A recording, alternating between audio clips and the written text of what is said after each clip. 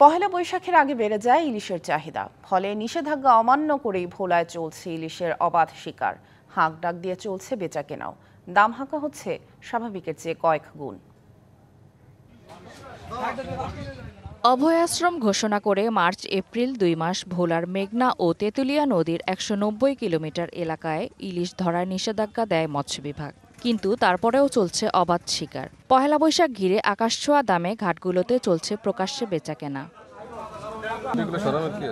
হালিপ্রতি ইলিশের দর ৪-৫ হাজার থেকে বেড়ে বিক্রি হচ্ছে ৯ থেকে ১০ হাজার টাকায়, আর ৭-৮০০ গ্রামের ইলিশের হালি হাঁকা হচ্ছে ৬ থেকে ৭.৫ হাজার টাকায়।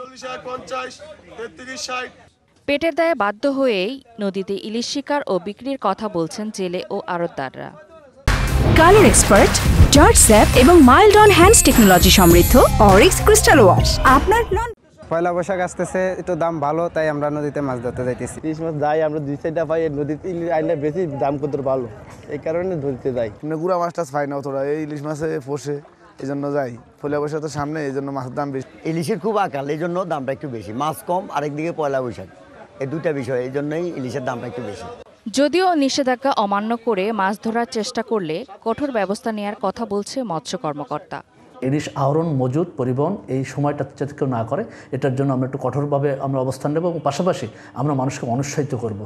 দেশের বৃহত্তর দ্বীপ জেলা ভোলার মেঘনা ও তেঁতুলিয়া নদী থেকে দেশের চাহিদার প্রায় ৩৩ ভাগ ইলিশ আহরণ করা হয়। DBC news desk.